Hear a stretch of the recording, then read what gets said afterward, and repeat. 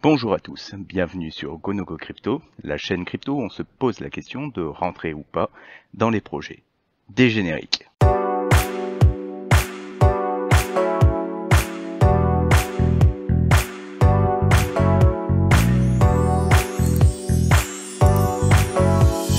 Aujourd'hui, bouleversons un petit peu les habitudes de GoNoGo Crypto, où on a tendance à plutôt se focaliser sur des projets assez anciens sur lesquels on souhaite jouer une revalorisation.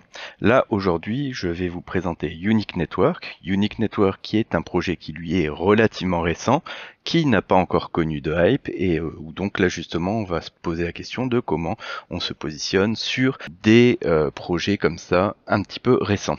En termes de problématiques, Unique Network parque sur la problématique des NFT, de leur coût, de leur manque de scalabilité, du fait aussi qu'à l'heure actuelle, les formats de NFT ne sont pas forcément extrêmement évolutifs. Donc l'équipe de Unique Network est en fait l'équipe qui a fait le panel pour les NFT de Polkadot.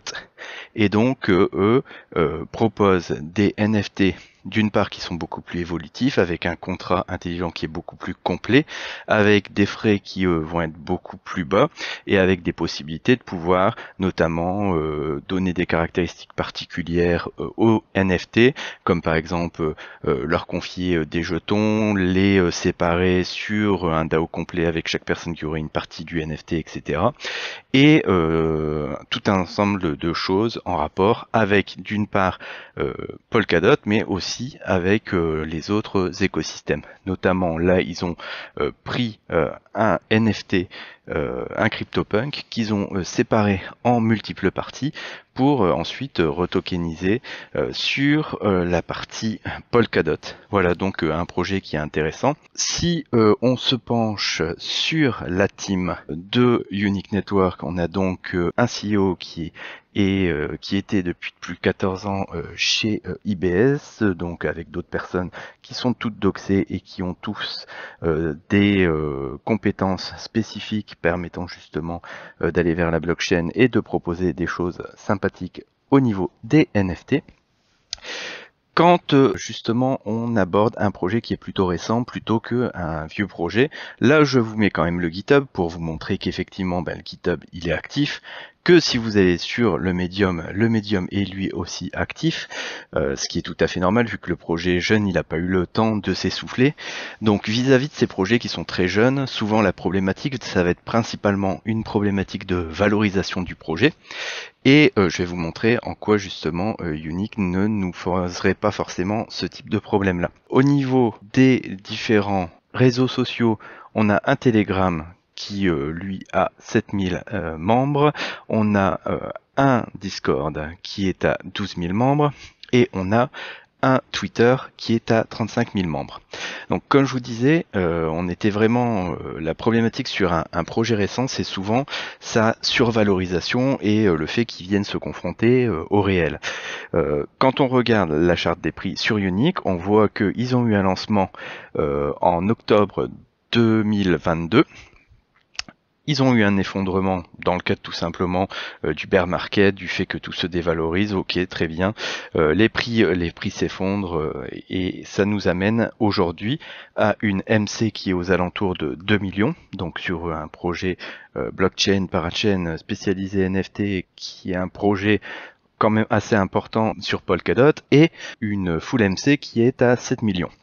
Donc quand on regarde l'ambition du projet et ce qu'il souhaite mettre en place, si on se pose la question 2 millions de MC actuels, 7 millions de full MC, on a plutôt tendance à se dire là on est sur une valorisation basse de blockchain qui en fait là c'est pris le bear et donc directement les prix sont directement partis très bas et donc on a une valorisation qui est très basse.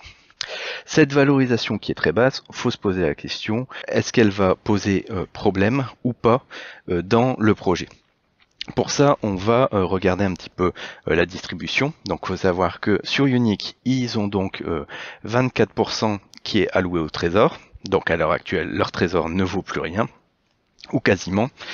On a une private sale qui était à 20%, on avait une vente publique qui était à 8%, on avait une partie angel, une partie team, le cross loan de Polkadot pour 15% des tokens. Et au niveau de la Shadle, on peut voir que aujourd'hui, donc 4 mois après le début du projet, on est à peu près à 300 000 tokens sur 1 milliard de supply maximum. Faut donc se poser la question de, à l'heure actuelle, les gens qui sont rentrés sur le projet, comment ils sont. Et ben, le constat est simple. Au niveau de toute la partie ICO, donc les 8% de tokens vendus, les gens sont dans le noir, très clairement. Ils ont levé plus de 11 millions sur le projet. À l'heure actuelle, le token ne vaut quasiment plus rien. Au niveau de toute la partie seed, on a aussi des gens en seed qui sont dans le négatif, avec une levée de fonds de 4 millions, avec notamment Animoca Brand dans les différents advisors. Donc ça veut dire qu'en fait, ce projet qui à l'heure actuelle a une MC de 2 millions, une MC totale de 7 millions, a une levée de fonds qui a eu lieu il y a à peu près un an, qui est de plus de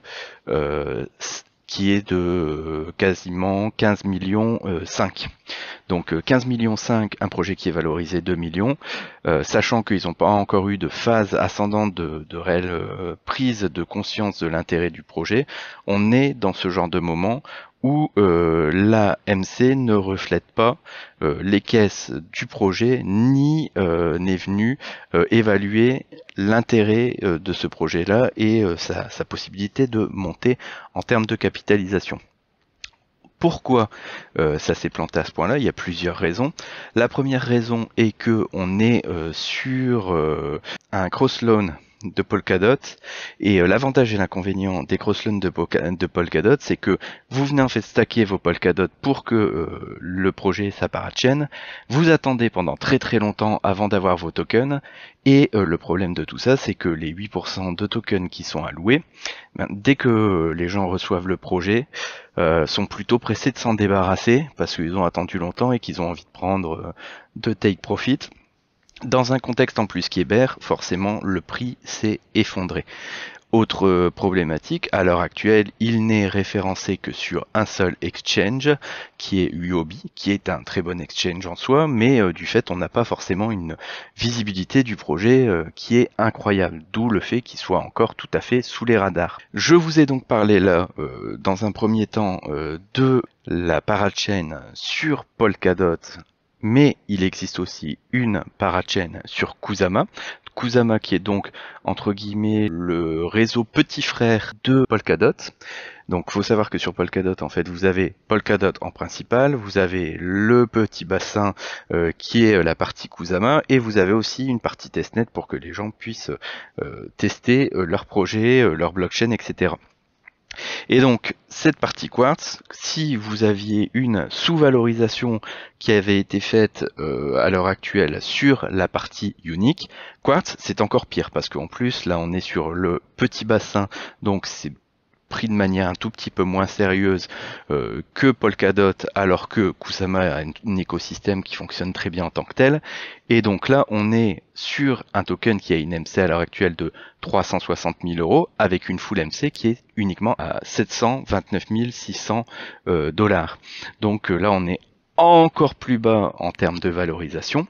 Si on regarde la distribution, on est à peu près sur le même type de distribution que sur le token unique, aussi avec une supply à 1 milliard.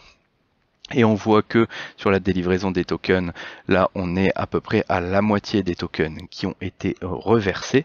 Donc là on est aussi typiquement dans une MC qui est très très basse, une full MC qui est très très basse, un projet qui n'a pas encore donné d'impulsion haussière, mais qui derrière a du fondamental. C'est-à-dire que là, on est en train de parler de personnes qui ont développé le format NFT pour Polkadot, et donc ils ont quand même un intérêt central dans l'écosystème Polkadot, et à l'heure actuelle, ils sont sous les radars de tout le monde.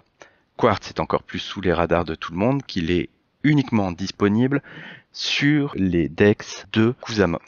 Donc c'est typiquement un exemple de projet récent sur lesquels on peut éventuellement tenter de rentrer. Pourquoi ? Parce que lors de la TGE, donc la mise en route du token, on a une valorisation qui était plutôt basse, qui est en plus contexte bear est descendu encore plus bas, et où donc là concrètement on est sur un énorme discount sur un projet qui ne s'est pas encore valorisé. On a beaucoup de projets qui se lancent, qui ont une valorisation qui vont être à 200, 300, 400 millions de dollars, et où en fait vous allez avoir des dumps qui vont être massifs et derrière d'énormes difficultés pour aller retrouver ces MC-là. Quand on prend l'exemple par exemple d'un Unique Network, quand vous avez aujourd'hui une MC qui est à 2 millions sur un projet qui lui n'a pas encore été reconnu, c'est relativement facile, ça peut être un pari intéressant de se dire le jour où Polkadot sortira un petit peu son épingle du jeu et où ces différentes parachains seront mises en lumière par rapport à d'autres projets qui ont plus pris la lumière pour le moment, la capacité d'explosion en termes de prix est intéressante. Voilà, écoutez, j'espère que ces informations vous ont intéressé. J'aimerais avoir votre retour justement vis-à-vis de ce type de projets un petit peu récents qui n'ont pas tout de suite pris. Est-ce que vous considérez-vous que c'est tout, c'est un acte manqué, que là il y a 15 millions qui ont été mis sur la table et qu'au final Unique ne va rien en faire et va rester à une MC ridicule aux alentours des 2 millions, ou est-ce que vous pensez que lors de phases haussières soutenues type bull run, on pourrait aller chercher des valorisations intéressantes? À savoir que là je vous parle d'un Unique au mois de février qui vis-à-vis de son prix au début du mois de janvier a déjà fait un 2 fois et demi. Preuve qu'il y a une capacité de monter en prix très rapide, il suffit qu'il y ait un tout petit peu d'optimisme sur les marchés pour que la valorisation se fasse de plus en plus forte. Voilà, écoutez, je vous remercie tous pour votre attention, je vous souhaite à tous une excellente journée. Merci, au revoir.